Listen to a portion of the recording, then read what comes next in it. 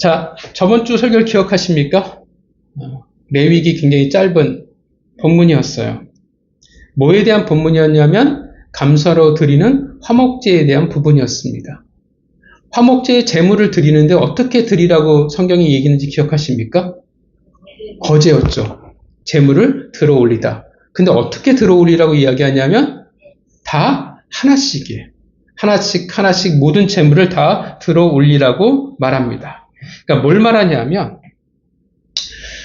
감사는 어떻게 해야 돼요? 하나씩 다 구체적이어야 한다는 것을 말합니다. 퉁치는 것도 아니고 모호해서도 안 돼요.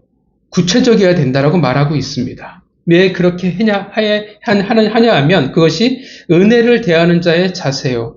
하나님의 은혜를 대하는 올바른 자세이기 때문에 그렇습니다. 그렇게 하나하나 찾지 않으면 어떻게 해요? 우리는 곧 은혜를 잊어버려요. 우리는 은혜를 쉽게 망각해버립니다. 그리고 그 은혜의 자리에 뭐가 대신 들어오냐 하면 불평과 원망이 그 자리를 대신하게 됩니다. 하나하나 우리가 감사할 것을, 그 은혜를 찾을 때 우리는 어떻게 해요? 더 큰 것을 누릴 수밖에 없어요. 그것이 하나님의 것에 대한 법칙이에요.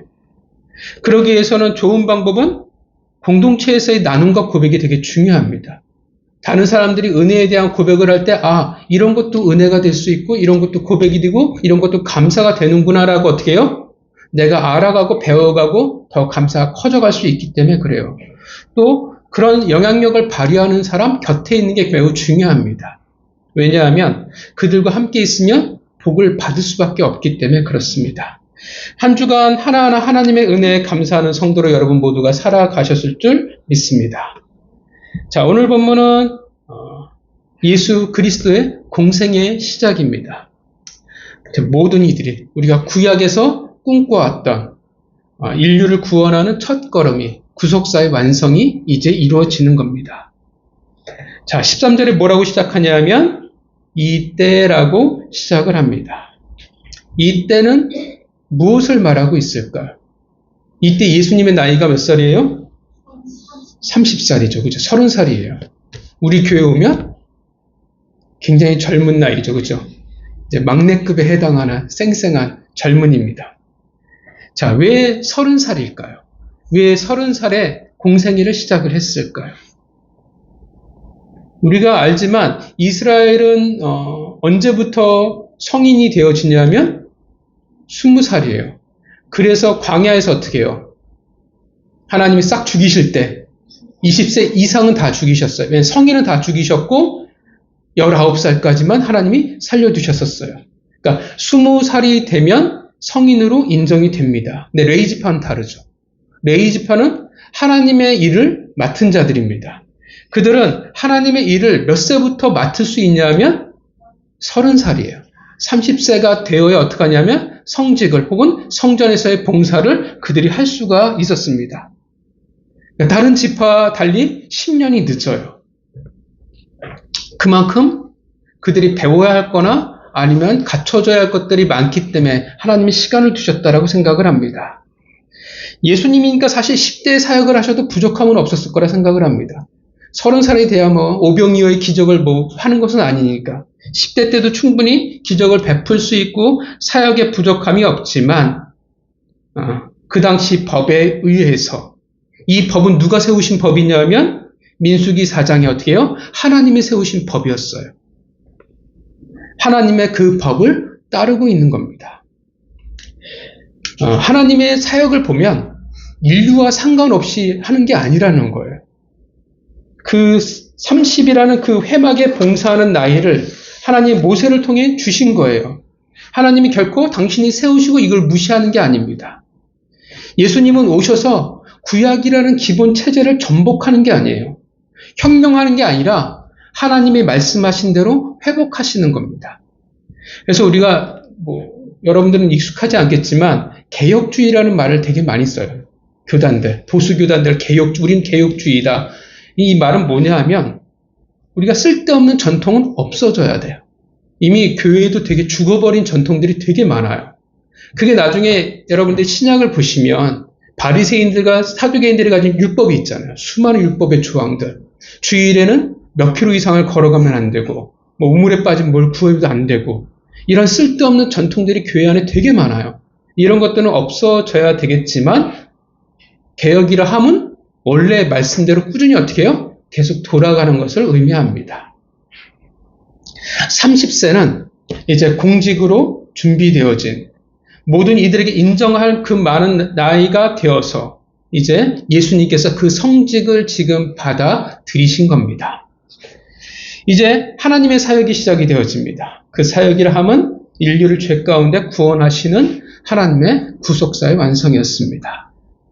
자, 13절에 또 하나의 이때란 뭘까요? 이때란 뭘까요? 이때는 침례 요한의 사역이에요.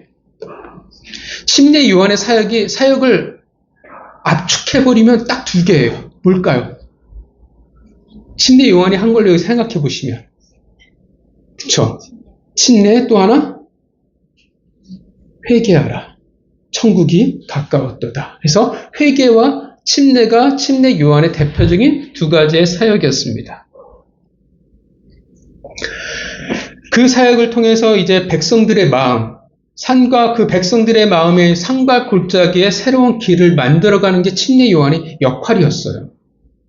그러니까 백성들이 아는 거예요. 그전에 이 개념이 없었거든요. 내가 죄인이구나, 회개해야 되는구나라는 개념을 잘 없었어요. 회개해서 돌이켜야 한다라는 게 요한의 침례입니다. 그 모든 것이 준비되어져 가고 있을 때 메시아가 등장을 하는 겁니다. 그것이 바로 성경에서 13절에서 말하는 이때예요. 이때에 비로소 메시아가 등장을 합니다. 그동안 이 땅에 계셨지만 조용히 계셨던 그분이 비로소 역사의 전면에 등장을 합니다. 메시아의 공생애가 시작이 되어집니다. 자, 무엇으로 공생애를 시작을 합니까? 본문을 보면 그쵸, 침례 요한에게 나아가 침례를 받는 것으로 공생애를 시작을 하게 됩니다. 그렇다면 왜 예수 그리스도의 그 공생애가 왜 침례를 받는 것으로부터 시작되어져야 할까요? 왜 굳이 공생애를 침례를 받는 것으로 시작할까요? 본문을 보면 13절을 보면요, 이렇게 시작하죠. 이때 예수께서 갈릴리로부터 요단강에 이르러 요한에게 침례를 받으려 하시니, 요한에게로, 이 의미는 뭐냐면 그냥 요한을 만나기 위해 그냥 그 자리에 갔어가 아니라 어떻게 해요? 분명한 목적을 가지고 요한에게 나아갔다는 것을 말해줍니다. 다시 말하면 예수님은 처음부터 어떻게 해요? 침례 요한에게 침례를 받기 위한 목적으로 나아갔다라는 거예요. 그 말은 공생애를 시작할 때 계획이 처음부터 뭐로 잡혀 있어요? 침례를 받는 것으로 잡혀 있는 거예요. 왜일까요? 왜 침례 요한에게 침례를 받는 것으로 예수님은 굳이 공생애를 시작하셨을까요? 다른 것으로 시작하셔도 괜찮잖아요. 제자들을 불러 모으는 것으로 시작하셔도 괜찮잖아요. 아니면 화려하게 기적으로 그냥 확 때려버리고 시작하는 것도 괜찮잖아요. 근데 왜 이렇게 침례를 받는 것으로 공생애를 시작하셨을까요? 먼저 침례 요한의 침례란 뭘까요? 사실 이스라엘에는 유대인들이 받는 침례란 원래 없었어요. 그러니까 이게 아예 없었던 거예요. 굳이 따지자면 뭐가 있냐면, 굳이 그래도 연관성을 두자면 이스라엘 백성이 아니라 그러니까 이방인들이 이스라엘이라는 공동체에 들어올 때 어떻게 하냐면 그들 스스로 요단강에 들어가서 몸을 닦습니다.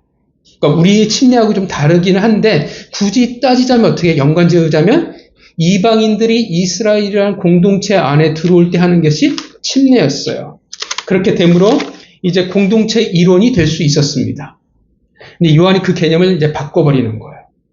이방인이 아니라 이스라엘로 그 개념을 확장시켜 버렸어요. 마치 침례 받기 전에는 유대인들도 어떤 개념의 사람으로 보냐 하면 이방인과 같은 사람으로 보는 거예요. 죄인이에요. 그러니까 그 당시 생각으로는 되게 파격적이에요. 왜냐하면 이스라엘 사람들에게 개념에 의해서 구원이라는 개념이 없어요. 왜냐하면 이미 어떻게 해요? 이스라엘, 유대인이 되었다는 뜻은 선택받은 백성이라는 것은 구원의 여부가 필요가 없는 거예요. 그 예수님이 나중에 그러는 거예요. 이 돌들도 아브라함의 자손이 될 수 있다. 딱 말씀하시는 거예요. 그러니까 이 당시 굉장히 파격적인 행보입니다. 그래서 이스라엘 백성의 입장에서 보면 이 침례는 사실 수치예요. 우리를 감히 이방인처럼 봐? 이런 개념이 되어져요. 침례 요한도 알고 있어요. 그래서 예수님이 침례를 받으러 나오셨을 때 14절에 뭐라고 합니까? 요한이 어떻게 해요? 어서 오십시오라고 하지 않죠. 뭐라고 하냐면 요한이 말립니다. 근데 이 말리다라는 원어를 보면 우리가 생각하는 하지 마세요 이 정도의 의미가 아니라 방해하다, 가로막다의 의미가 있어요. 그 말은 어떤 의미가 되겠어요? 이러지 마십시오라고 단순한 거절이 아니라 적극적으로 거절하고 있는 거예요. 그러니까 침례 요한의 입장에서 보면 당연하겠죠. 메시아가 어떻게 내가 베푸는 침례를 받을 수가 있겠습니까? 근데 그것도 침례 어떻게 이 말리다를 어떻게 계속 이야기하냐면 계속이나 반복의 동사인데 미완료 과거예요. 미완료라는 것은 결국 어떻게 무슨 말이냐면 계속 말리는데 계속 말리는 중인 거예요. 끝나지가 않았어요. 그러니까 어떤 그림이 되어집니까? 침례를 받으려는 예수님과 그것을 말려는 요한 사이에 그냥 거절 부탁 정도가 아니라 실랑이를 지금 굉장히 벌이고 있는 상태라는 것입니다. 그러니까 15절에 예수님이 그래서 뭐라고 말씀하십니까? 15절에 예수께서 대답하여 이르시되 이제 허락하라.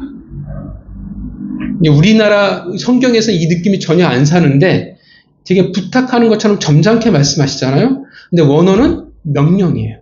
명령형으로 쓰여 있습니다. 그 말은 어떻게 해요? 침례 요한이 안 받아들이고 신랑을 계속하니까 예수님이 뭐라고 하냐면 명령을 그냥 때려버리신 거예요. 그러자 침례 요한이 순종할 수밖에 없었습니다. 그렇게 예수 그리스도는 요한의 침례, 즉 죄인의 침례를 받으셨습니다. 회개의 침례죠. 이것이 공생의 시작을 알리는 예수 그리스도의 모습이었습니다. 자, 왜일까요? 왜 침례를 받으셨을까요? 15절 읽어볼까요? 읽겠습니다. 시작. 예수께서 대답하여 이르시되 이제 허락하라. 네가 이와 같이 하여 모든 의를 이루는 것이 합당하리라 하시니 이에 요한이 허락하는지라. 성경은 뭐라고 이야기합니까? 예수님 왜 침례를 받아야 한다고 얘기합니까? 15절에 모든 의를 이루기 위해서예요. 의를 이루기 위해서, 즉 하나님이 주신 의를 이루기 위해서 이것이 타당하다라는 거예요. 해야만 한다라는 겁니다. 이 수치의 침례를, 회개의 침례를 받는 것의 목적이 주의 하나님의 주신 의를 이루기 위해서 반드시 해야 한다라는 거예요. 그렇다면 예수 그리스도의 침례란 뭘까요? 왜 이게 의와 연결이 될까요? 마가복음과 마태복음을 보면 여러분들이 들으면 기억하시겠지만 두 제자가 예수님께 찾아와요. 그리고 청탁을 하죠. 예수 그리스도의 좌편과 우편에 있게 해주십시오라고 청탁을 합니다. 그래서 주께서 뭐라고 말씀하시냐면 너희가 나의 마시는 잔을 마시며 나의 받는 침례를 받을 수 있느냐라고 물어보세요. 그들이 뭐라고 대답하냐면 할 수 있습니다라고 대답해요. 그들이 왜 할 수 있냐고 대답하냐 하면 제자들은 지금 뭘 떠올리냐면 그 전에 주께서 받으셨던 요한의 침례를 생각한 거예요. 그러니까 어떻게 해요? 요단강에 가서 침례 받아버리면 되잖아요. 그러니까 별 어려움 없이 그들은 얘기했어요. 그러나 여기에서의 예수님의 침례는 침례 요한의 침례를 말하는 게 아니에요. 분명히 뭐라고 말씀하시냐면 너희가 나의 마시는 잔을 마시면 나의 받는 침례를 받을 수 있냐라고 물어보세요. 그 말은 뭐냐면 침례가 아직 이루어지지 않았다라는 거예요. 받을 수 있냐라고 물어보잖아요. 그래서 예수님의 말씀하시는 침례와 침례 요한의 침례는 다르다는 것을 알 수 있어요. 요한은 철저히 죄인으로서 회개의 침례예요. 근데 예수님의 침례는 그 개념이 아니라는 거. 왜냐하면 아직 받은 상태가 아니라고 말씀하시니까. 그걸 성경은 뭐라고 말하냐면 사도 바울이 로마서 6장에 이렇게 말합니다. 침례 받은 자는 그리스도와 함께 죽어 장사 지낸 바 되었으며 침례가 지금 뭐와 연결이 되어져요? 죽음과 연결이 되어져요. 예수 그리스도의 침례는 죽음과 연결이 되어지는 겁니다. 그리스도와 함께 죽었다라는 거예요. 그 말은 침례를 받은 자는 죽은 겁니다. 어디서 죽은 거예요? 다 십자가에서 죽은 거예요. 갈라디아서 2장 20절 우리 같이 찾아보겠습니다. 갈라디아서 2장 20절입니다.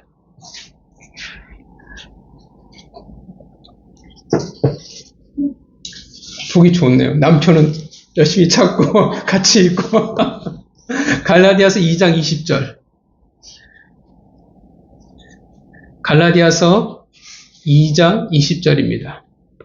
갈라디아서 2장 20절 읽어보겠습니다. 시작. 내가 그리스도와 함께 십자가에 못 박힌 날이 그런즉 이제는 내가 사는 것이 아니요 오직 내 안에 그리스도께서 사시는 것이라. 이제 내가 육체 가운데 사는 것은 나를 사랑하사 나를 위하여 자기 자신을 버리신 하나님의 아들을 믿는 믿음 안에서 사는 것이라. 아멘. 지금도 외우시고 한때 다 여러분들이 기본적으로 외우셨던 구절입니다. 자, 결국 예수 그리스도의 침례는 뭐냐면 십자가예요. 그가 이 땅에서 걸어야 할 고난이라는 겁니다. 내가 십자가에 못 박혀 죽었나니 점점점 이전 것은 지나갔으니 보라 새 것이 되었도다. 앞으로 이루어질 순환, 그 구속사의 여정, 그 십자가가 예수 그리스도의 침례라는 것을 말해주고 있습니다. 그 예수 그리스도의 그 침례를 통해서 어떤 일이 벌어져요? 그래서 뭐가 이루어집니까? 모든 사람들이 어떻게 돼요? 그 십자가로 말미암아 모든 사람들이 다 의롭다 여김을 받게 되는 겁니다. 이 뜻을 이루기 위해서 예수님이 오셨던 겁니다. 예수님의 그래서 침례는 십자가의 고난입니다. 이로써 많은 사람들을 의롭게 의인으로서의 삶을 새롭게 시작하게 될 것입니다. 이를 위해 예수 그리스도께서 오셨으며 이를 위해 십자가의 길을 걸으셨고 이를 위해서 오늘 공생애의 그 시작을 첫걸음을 요한의 침례로 시작하는 거예요. 결국 이 요한의 침례로 시작한다라는 것은 단지 죄를 회개한다의 개념이 아니라 동일한 침례의 모습이잖아요. 이 침례의 모습을 통해서 모든 의를 이루겠다는 예수님의 각오라는 거예요. 그러니까 침례라는 형태만을 같이 가지고 오신 거예요. 나중에 내용은 나중에 제자들이 깨닫게 되겠죠. 앞으로 받게 될 십자가에 대한 고난, 그것을 통해 이사야 53장 11절에 말씀하신 모든 일을 의인으로 만들기 위한 첫걸음이요. 그게 첫걸음이라는 것입니다.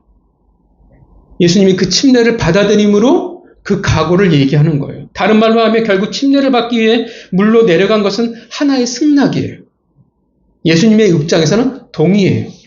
바로 자신이 백성들을 의해서 구원하실 수 있는 의인으로 만들 수 있는 유일한 방법 예수 그리스도의 그 십자가 그 침례에 예수님께서 동의하신 겁니다. 내가 받아들이겠다라는 겁니다.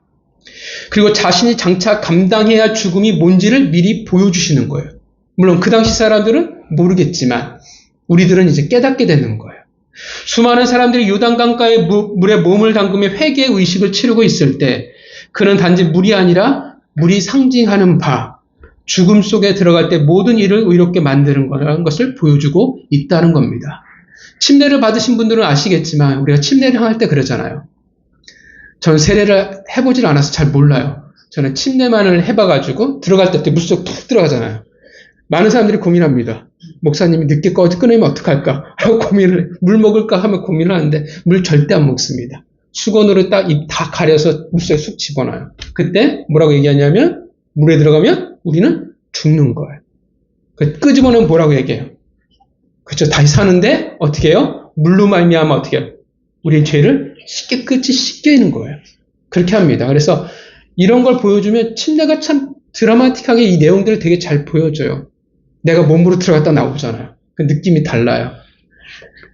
언젠가 하나님 우리에게 그럴 기회를 주시면 침례할 수 있었으면 참 좋겠습니다. 최소한 목욕탕 이상이나 바닷거나 개천이나 호수가 필요해요. 목욕탕이나.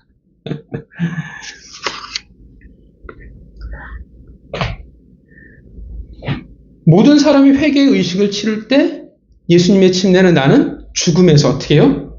죽음의 속에 들어가서 모든 사람을 의롭게 깨끗하게 만든다라는 것을 상징적으로 보여주는 것입니다. 그것으로 하나님의 새로운 나라가 시작될 것이고 하나님의 의가 구속사가 완성될 거라는 것입니다. 그걸 회개를 침례를 통해서 예수님이 보여주시는 겁니다. 그렇게 요단강에 내려가는 그 침례는 사실 앞으로 이루어지고 이루어질 일에 대한 예수님의 공적인 동의이며 순종이기도 합니다. 모든 일을 의롭게 만들기 위해 하나님의 의에 공식적으로 자신을 드러내고 있는 것입니다. 그리고 하나님 앞에서 선서하는 겁니다. 내가 이렇게 따라가겠습니다. 이 땅의 왕으로서 이 땅의 백성들을 위해 삶을 살겠노라고 십자가의 고난, 그 침례를 받아들이겠다라는 예수 그리스도의 선언인 것입니다. 자, 오늘 우리가 주목해야 할 것은 이 놀라운 공생의 첫걸음이라는 것입니다. 그 첫걸음이 바로 말씀하신 모든 의를 향한 성취의 첫걸음이었습니다.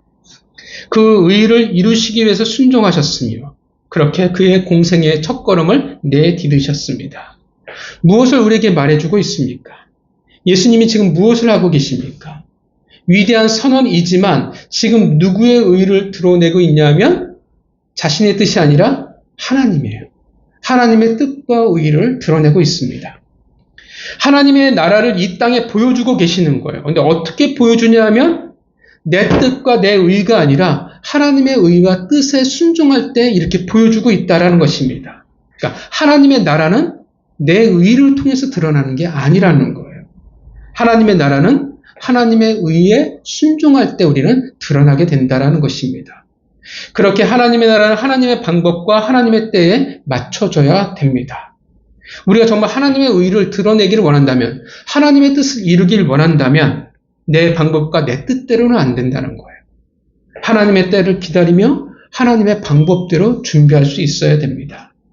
하나님의 나라는, 하나님의 의는 그래서 누가 가능하냐면 예수 그리스도의 침례를 받은 자, 즉 그 십자가에 같이 죽은 자들을 통해서만 가능한 겁니다.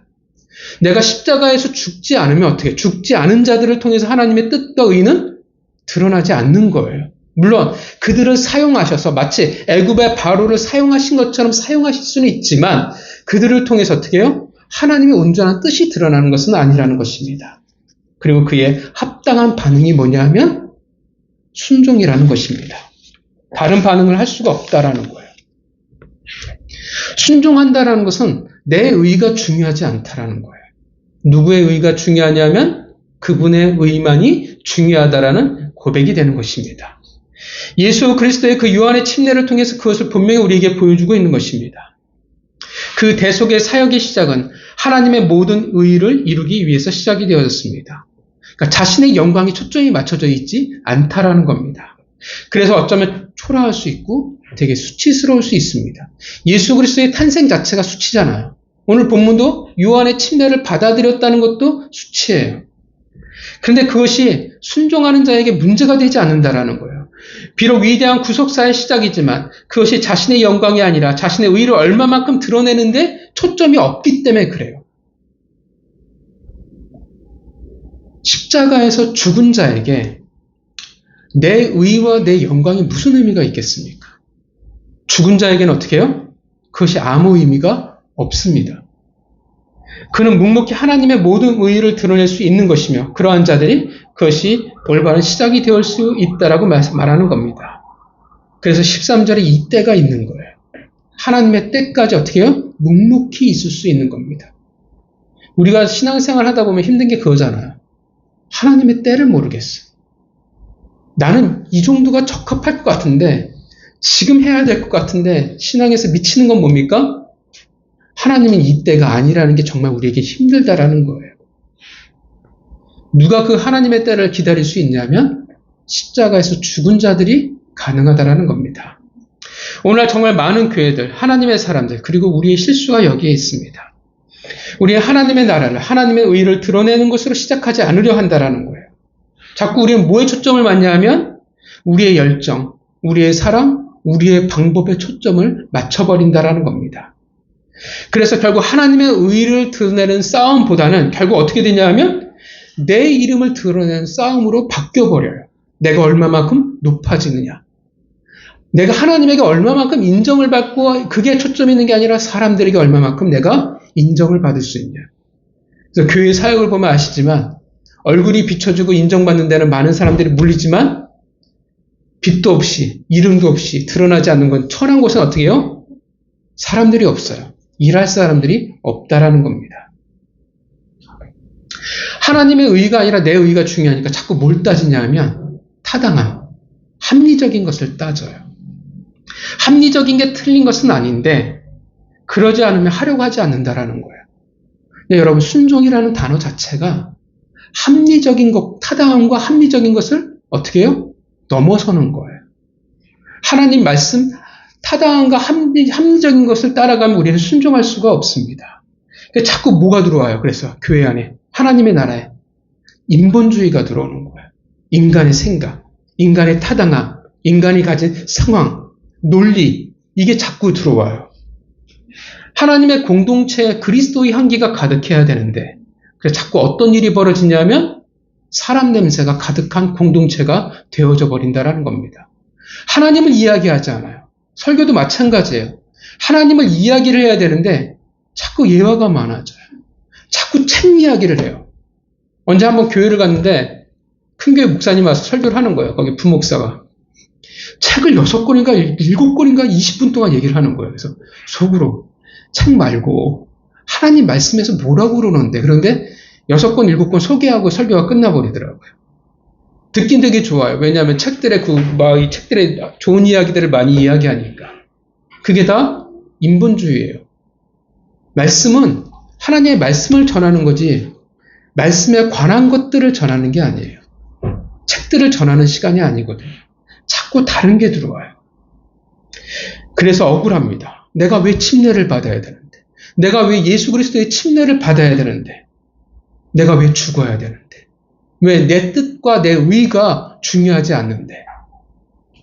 성도 여러분, 여러분들은 십자가에서 죽으셨습니까?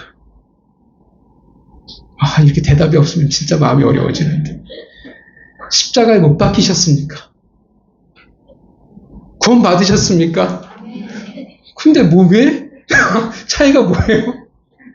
십자가에 못 박히지 않고 구원 받을 수 있나요? 구원 받으셨습니까? 십자가에 못 박혀 죽으셨습니까? 약간 차이가 나는 것 같은데. 같은 거예요. 근데 우리가 아직 성숙하지 못해서, 자라나지 못해서, 아직 병들어서, 그게 문제일 뿐, 우리는 모두 다 십자가에 못 박혀 죽은 자들입니다. 믿으셨죠? 믿으시죠? 네. 하나님이 우리를 택하시고 십자가에 못 박히셨을 때, 못 박았을 때, 우리에게 분명 뜻하시는 바가 있는 줄 믿습니다. 우리에게 다양한 성품들, 다양한 모습들, 다양한 비전들이 있고, 다양한 역할들이 여러분들에게 있지만, 결국 그 모든 것은 뭐를 향하냐면, 결국 하나님의 의를 드러내는 것입니다. 그러기 위해서 예수 그리스도는 죽음을 각오하셨습니다. 오직 하나님의 뜻만이 그의 모든 의를 이루기 위해서 공식적으로 그의 사명을, 침례를 받아들임으로 인정하셨습니다. 십자의 고통을 받아들이신 것입니다. 성도 여러분, 우리도 마찬가지예요. 우리도 십자가에 못 박혀 죽었습니다. 이제 우리는 어떻게 해요? 하나님의 뜻을 이루는, 그 의를 이루는 것이 우리의 삶의 결국 최종적인 목적이 되어진 것입니다. 왜냐하면 이전 것은 지나갔으니 보라, 새 것이 되었도다. 이전 것, 내 꿈과 내 야망은 어떻게 해요? 이 세상에 부패하고 썩어 없어질 내 꿈들은 다 끝난 거예요. 이제 우리에게 무슨 꿈이 있냐면 하나님이 내게 주신 영원한 꿈, 의가 있다라는 것입니다. 그죠? 있어요. 내가 아직 잘 몰라서 그렇지. 그래서 우리에게 뭐가 필요하냐면 그 뜻이 뭔지를 먼저 알아야 돼요. 경험으로 혹은 전통으로 막연하게 아는 것으로 되지 않아요. 늘 말씀드리지만 여러분, 신앙은 자연스럽게 되지 않아요. 내가 교회 오래 짬밥이 오래되면 신앙이 잘 클까요? 그렇지 않아요. 신앙이 오히려 10년, 20년, 30년 돼서 오히려 교회에 쓴뿌리로 암으로 남은 사람들이 얼마나 많은지 모릅니다. 우리가 경험 혹은 전통, 막연한 것으로 신앙생활이 되어지면 필연적으로 어떤 일이 벌어지냐면 자꾸 섞여버려요. 내가 신앙이라고 생각했는데 알고 봤더니 세상이 들어와요. 세상 것과 내 것이 믹서가 돼버려요. 다른 것과 비슷비슷해져 버립니다. 내가 기독교를 믿는 건지 불교를 믿는 건지 천주교를 믿는 건지. 왜냐하면 복이 내게 제일 중요하니까. 그래서 옛날 관습과 도덕으로 자꾸 가버린다라는 것입니다. 그런 사람은 뭐가 중요하냐면 전통이 중요해요. 여러분, 먼저 알아야 돼요. 하나님의 의가 무엇인지. 그래서 어떻게 해요? 그래서 우리는 말씀을 배워나가고 알아가는 겁니다. 말씀은 단지 지식이 아니라 하나님의 뜻을 헤아리기 위해서이기 때문에 그렇습니다.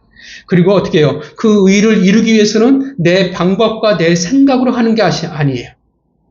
어떻게 해야 돼요? 순종하는 것입니다. 믿으십니까? 그 순종에 사족이 달려서는 안 돼요. 자꾸 내 상황이 들어가 버리면 안 돼요. 하나님, 지금 물이 너무 차가워서 못 들어갈 것 같은데요. 제가 다음에 따뜻할 때 들어갈게요. 하나님, 요단강 물이 더럽잖아요.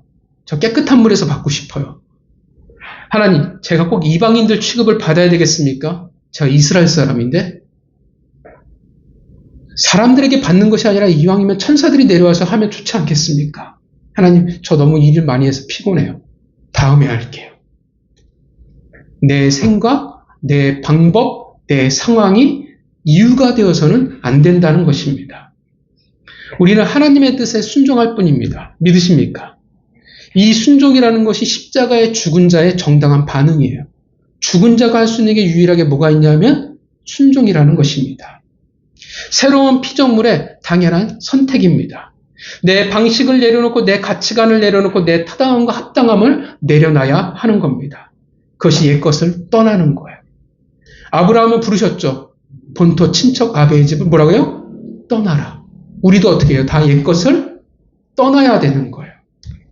그러니까 순종을 하는 겁니다. 순종을 할 수밖에 없어요.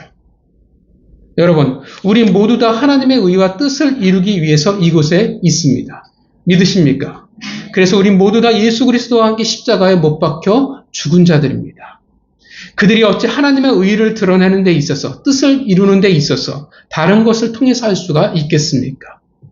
예수 그리스도 이 모든 일을 이루기 위해서 나아가셨을 때, 하나님의 나라를 기대하며 그때를 기다리셨을 때, 감히 십자가의 그 침례를 받으시고 하나님의 의를 위한 첫걸음을 내딛었을 때 어떤 일이 벌어졌습니까?